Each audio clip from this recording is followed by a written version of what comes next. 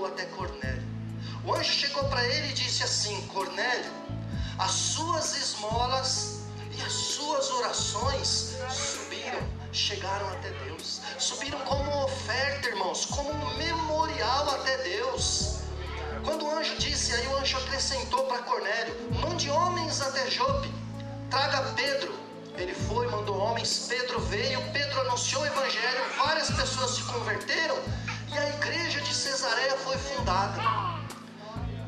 Para, irmãos, pensa comigo um pouquinho. Interessante como que começou a igreja em Cesareia. A igreja em Cesareia, ela começou com as orações e as esmolas de um homem chamado Cornélio. Ele deu aqui, nesta terra, chegou lá, no céu.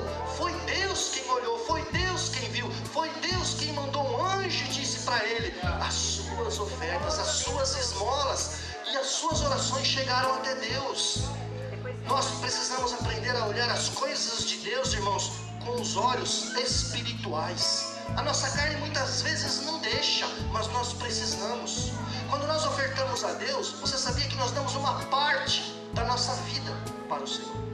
É uma parte da nossa vida, sim. Quando você recebe o seu salário, você sabe que esse salário do teu emprego foi em função da tua inteligência, da tua força física, do teu know-how, do teu conhecimento, do teu tempo, que nunca mais vai voltar. E você deu tudo isso à empresa em que você trabalha. A empresa veio e te entregou um salário. É uma parte da sua vida. Quando você tira dali a sua oferta para entregar na igreja, oferta, o seu dízimo, ou entregar esmola, ajudar necessitados, ajudar missionários, você está tirando uma parte da sua vida e dando para Deus. Perceba qual a importância das ofertas, qual a importância de nós entregarmos ao Senhor.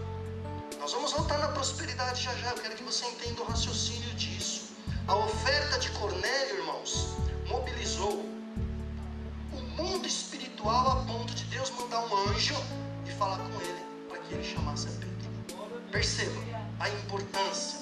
Nós, os cristãos ou os crentes, nós precisamos, irmãos, ser generosos, aprender a ser generosos.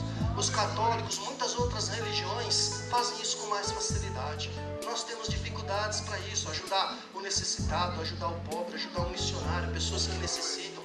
Recentemente eu tenho um pedacinho de terra lá na casa em que eu moro, e eu estou morando lá há cerca de 5 ou 6 meses, e aí cresceu o mato e eu não tenho tempo, não tive tempo para cortar aquilo, para limpar aquilo lá. E aí eu, passando em frente à casa de um vizinho, eu vi um senhor capinando na calçada, limpando a calçada. Aí eu parei o carro e perguntei para ele: o senhor faz limpeza em quintal, em terreno? Faço. O senhor não quer fazer? Combinei com ele na véspera de Natal, ele foi em casa. Não combinei preço, nada. Ele foi em casa. 9 horas da manhã ele chegou, não era nem 9, acho que era umas 8h30, 8h40. Chegou, entrei, mostrei o quintal para ele, dei a orientação que eu queria que ele fizesse, ele ficou, irmãos. Ele demorou 4 horas para limpar o quintal, debaixo do sol quente. De vez em quando eu ia lá, batia um papinho, conversava com ele, falava de Jesus, levava uma água, um suco, e ele capinando o mato. Quando ele terminou, 4 horas depois, eu perguntei assim para ele: é Carlos o nome dele. Eu falei: seu Carlos, quanto é o serviço? O senhor, irmão, é 20 reais.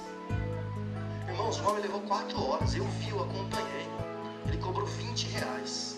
Eu não fazia aquilo, aliás, eu nem fiz, né? Eu nem fiz. Ele cobrou 20 reais, irmãos. Eu dei 50 reais para esse homem. A hora que eu dei os 50 reais, ele pegou na mão e falou: eu falei assim: olha, toma, Deus abençoe o senhor. Feliz Natal. Se o senhor puder fazer uma visita pra gente lá na igreja, vai ser um prazer recebê-lo lá. Ele pegou o dinheiro, olhou para mim e falou assim: não vai fazer falta pro senhor. Humildade, homem humilde, homem necessitado, precisando. Eu falei: não, seu Carlos, pode ir, Deus abençoe, é um presente de Natal pro senhor. E ele foi embora. Foi embora. Eu procurei abençoar aquele homem. Eu quero que você entenda uma coisa, irmãos. Você sabia que Jesus falou mais sobre dinheiro do que oração? É verdade. Sabe por que Jesus falou mais de dinheiro do que oração? Porque o dinheiro, irmãos, ele mexe com o coração.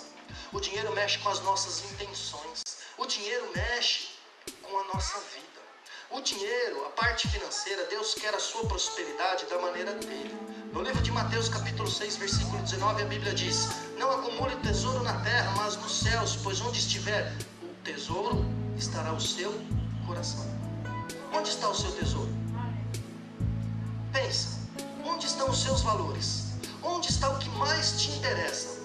Pode observar que se você pensou em onde está o teu tesouro, os teus valores, o que mais te interessa, o teu coração está lá.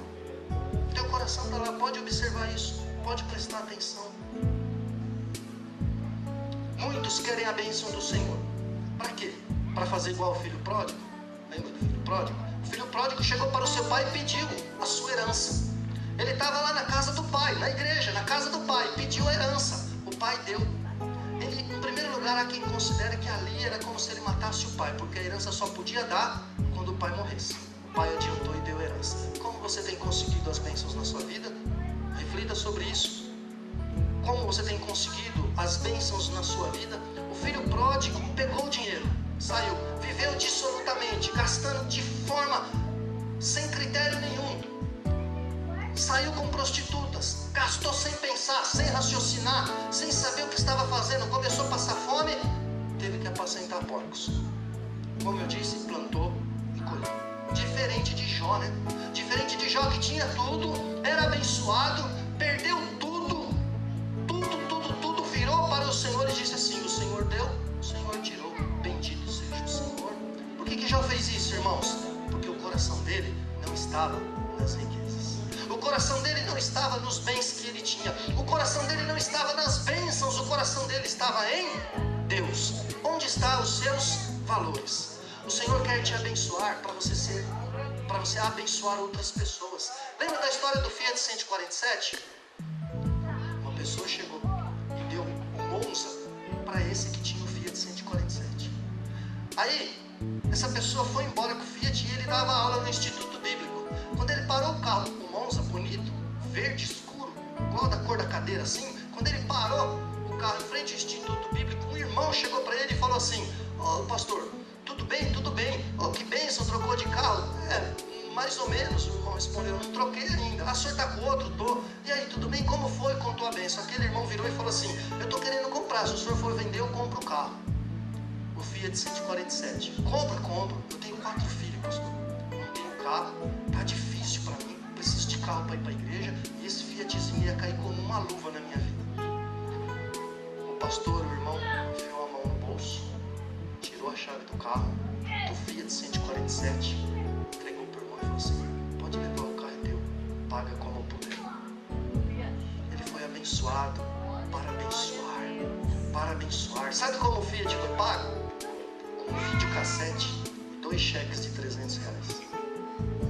Foi pago, era assim que o irmão podia pagar. Na época, o valor do carro. Irmãos, onde estão os seus valores? Onde estão os seus valores? Tem gente, para você entender um pouquinho mais sobre valores, nós já estamos para o final.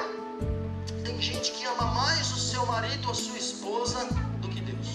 Tem gente que ama mais o seu namorado ou a sua namorada do que Deus. E Deus sabe que Ele vai perder essas pessoas. Quando você tiver um problema romântico com o seu marido ou com a sua esposa, você vai abandonar Deus. O namorado ou a namorada, quando o namorado ou a namorada, um ou outro, fizer uma proposta indecente, o namorado para a namorada e a namorada cair, aceitar, Deus sabia que ia perder, porque ele amava mais a namorada ou o namorado do que a Deus. E aí é fácil, quando você ama mais o namorado ou a namorada do que a Deus, aceitar qualquer convite, fazer a vontade do outro. Fazer a vontade do outro. E aí nessas condições Deus sabe que Ele corre o risco de perder aquela pessoa, porque a pessoa dá mais valor para o namorado do que para Deus, dá mais valor para o esposo, para a esposa, para o bem, para a casa do que a Deus. Irmãos, Deus está preocupado com os nossos corações. Deus está preocupado com o seu coração. Na noite de hoje, o Senhor não está nos ensinando a dar o nosso dinheiro. O Senhor está nos ensinando a dar o nosso coração. Hoje o que o Senhor nos ensina, Ele não está interessado no seu dinheiro. Como foi dito aqui, Ele é dono do ouro e da prata. Ele está interessado no seu coração. Dá uma olhadinha no seu coração, veja como está o seu coração diante de Deus. Será que o Senhor está em primeiro lugar na sua vida?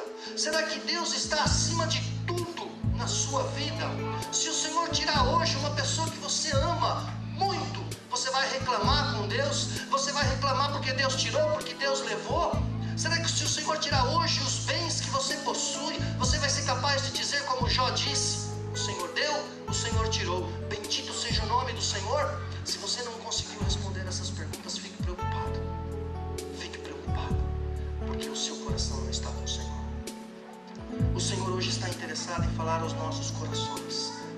Para encerrar, Malaquias capítulo 3 é um texto muito utilizado, eu não vou ler, um texto muito utilizado para falar de dízimos e ofertas. Mas eu quero falar do contexto desse texto. O contexto deste texto, irmãos, na época, significava que o povo estava afastado de Deus. O povo estava longe do Senhor. O povo havia colocado Deus em segundo plano. O povo estava querendo ficar longe de Deus, e Deus queria o povo para perto. Deus queria o povo juntinho dele. E aí o que o Senhor faz? Para mostrar para este povo que eles estavam longe do Senhor, o Senhor fala assim na Nova Versão, o Senhor diz assim: olha para este povo, olha a maneira como vocês estão administrando a sua vida financeira. Olha para a maneira como vocês estão administrando o seu dinheiro. Isso mostra como vocês estão longe de mim. Como anda o seu coração diante do Senhor? Se você está com o coração frio, se relaciona com Deus, vem à igreja porque já é costume. O profeta Isaías disse que tem pessoas que honram o Senhor com os lábios, mas o coração está longe. O profeta Isaías acrescenta dizendo assim: pare de levantar as mãos, pare de se adornar, de se enfeitar para ir nas reuniões. Isso é superficialidade. O Senhor quer o seu coração. Nada mais que isso. O Senhor não negocia. Ele quer o seu coração. Eu queria que você se colocasse de pé neste momento, por gentileza. O salmista Davi, ele sabia disso. E ele chegou para o Senhor e disse assim: sonda-me, Deus, conhece o meu coração. Prova-me os pensamentos e vê se há